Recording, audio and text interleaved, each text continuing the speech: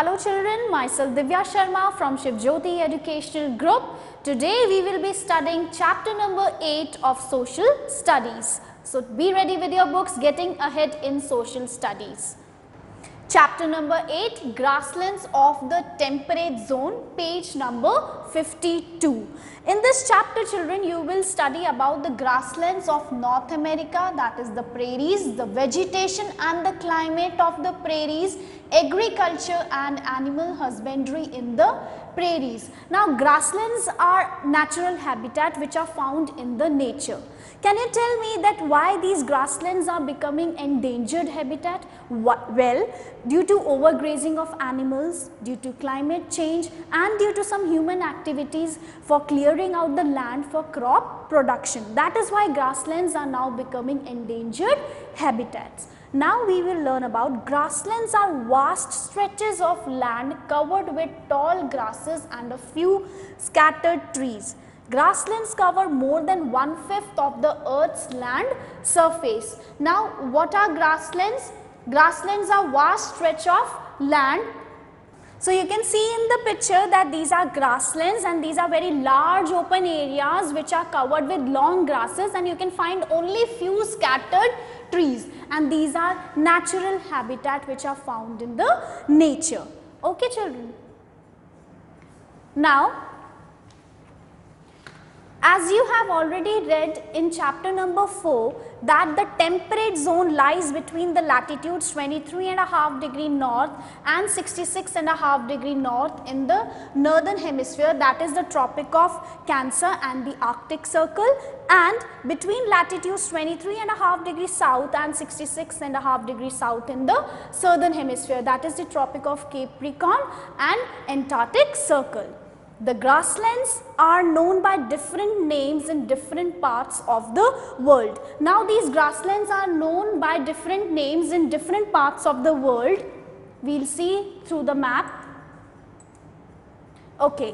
Now these grasslands are known by different names.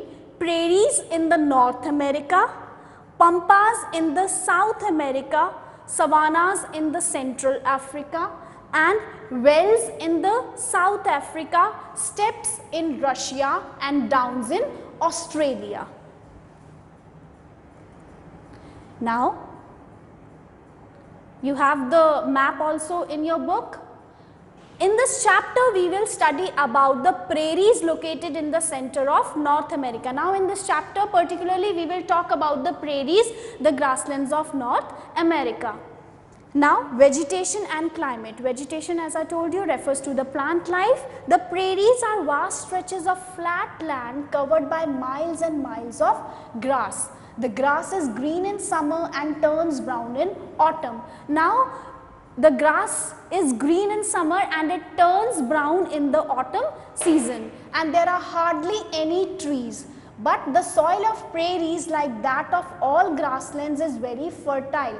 Fertile means that is good for producing crops. So the soil of the prairies is very fertile.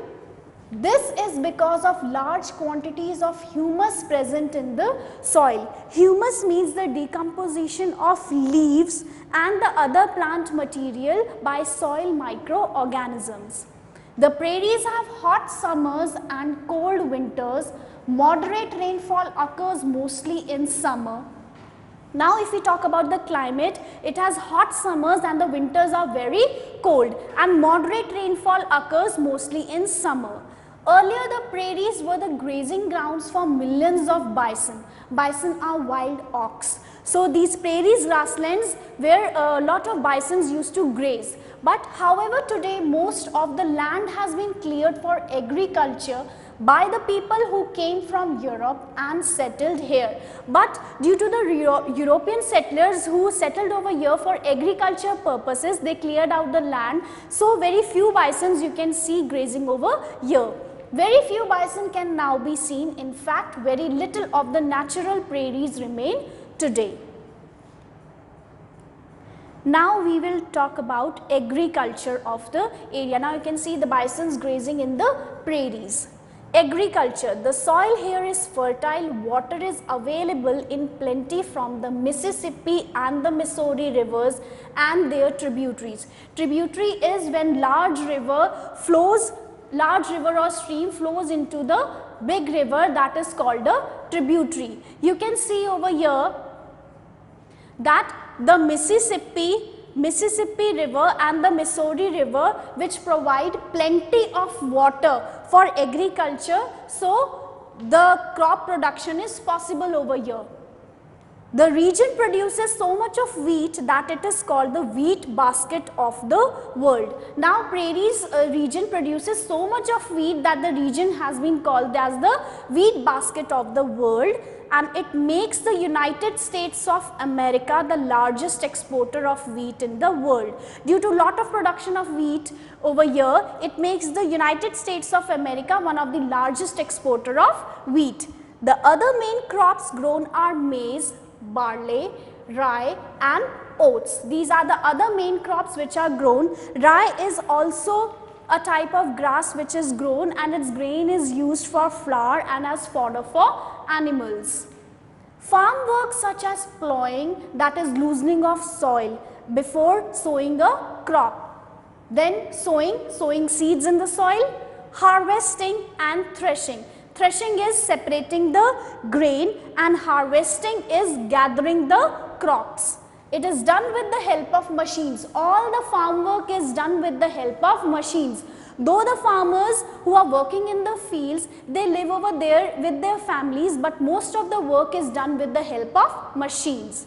The farmers, who are mostly European settlers, generally live on their huge farms with their families. The workers also live on the farms. Since the farms are huge and machines do most of the work, the population of the region is very thin. Now, why the population of the region is very thin, though they are living with their families in the farms? Because most of the work is done by machines, so you can see very few population over there. Now we will come on to the next topic, that is rearing cattle. Rearing means raising animals. Okay. Towards the west, the prairies are hilly and the soil is not so fertile. Now if we go towards the west, over there it's a rocky land. Okay. These are mainly used to rear cattle in large farms called ranches. Now over here, what is done, large farms are there. These are ranches where you can see the animals grazing. Cattle are raised for beef and dairy products. Beef is meat. Okay. The cattle are sent to slaughterhouses in the cities for production of beef. Slaughterhouses are where the animals are killed for their meat. The city of Chicago is an important center for slaughtering animals. Chicago is one of the important cities for slaughtering of animals. Ranches and slaughterhouses are equipped with modern machineries. Now these ranches and these slaughterhouses are well supplied with machines, modern machineries. Okay. This was all about the explanation of the chapter, children. Now we will discuss the bookwork. Children, on page number 54, agriculture topic, you have two internal questions. Write down, which country is the largest exporter of wheat in the world? The answer is United States of America. The second internal question is, which region is known as the wheat basket of the world? The answer is prairies. Prairies is called the wheat basket of the world. Now I'll discuss the bookwork with you all. First, question number A, fill in the blanks. Most grasslands lie in the temperate zone. Prairies have hot summers and cold winters. The Mississippi and Missouri rivers flow through the prairies. As we learnt that these two rivers provide plenty of water which is suitable for growth of the crops. The main crop grown in the prairies is wheat. Large farms in the western part of the prairies used to rear cattle are known as ranches. Ranches are large farms where cattle rear. Match the following. Question B, steppes, Russia, Wales, South Africa, Downs, Australia, prairies, North America, pampas, South America, and savannas, Central Africa. Grasslands known by different names in different countries. Now multiple choice questions. Okay, most of the grasslands of the world lie, C is the correct answer, between latitude 23.5 degree north and 66.5 degree north, and between latitude 23.5 degree south and 66.5 degree south. The grasslands in North America are known as the prairies. The natural vegetation in the prairies consists of plenty of grass and few trees. As we learned that these grasslands have plenty of vast area of land is covered with grass, and you can find only few scattered trees. In which part of prairies are most of the ranches present? In the western part. Now I will discuss the copy work with you all. Answer the following questions. Where are most grasslands of the world situated? Most grasslands are located in the temperate zone. Describe the climate of the prairies. The prairies have hot summers and cold winters. Moderate rainfall occurs mostly in summers. Over here, hot summers are there and winters are very cold, and moderate rainfall occurs mostly in summers. What are the prairies? A vast stretch of flat land covered by tall grass and a few scattered trees are known as prairies. We read in the chapter that these prairies are vast stretch of flat land with very tall grasses, and there are very few scattered trees. Question 4. Why are the prairies so attractive for farming? Prairies are so attractive for farming because the soil is fertile and the Mississippi and Missouri rivers provide plenty of water along with their tributaries. As we learned that the Mississippi and Missouri rivers which flow through United States, they provide plenty of water which is suitable for the growth of crops. Now question number 5.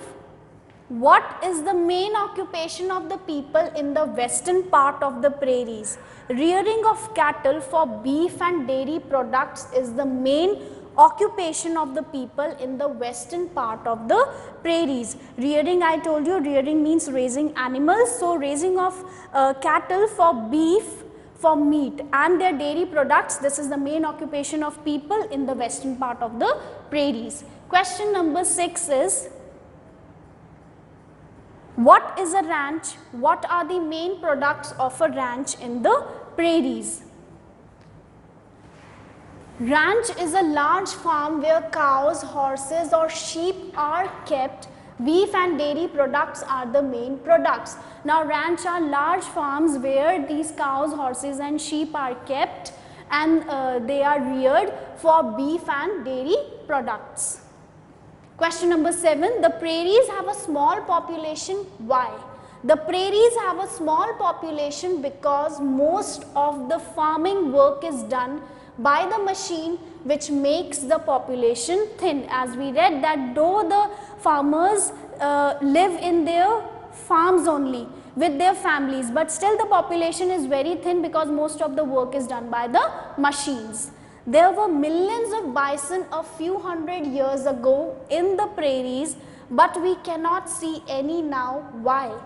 The prairies were the home to the bison many years ago, but today most of the land has been cleared for agriculture by the people who came from Europe and settled there, so very few bison are left. As we learned that prairies were the ground for many bisons to graze, but as the land has been cleared for agriculture purpose by the European settlers who came down to settle there, so you can find very few bisons are left.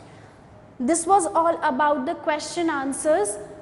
Children, do the copy work very neatly, go through the video, read the chapter.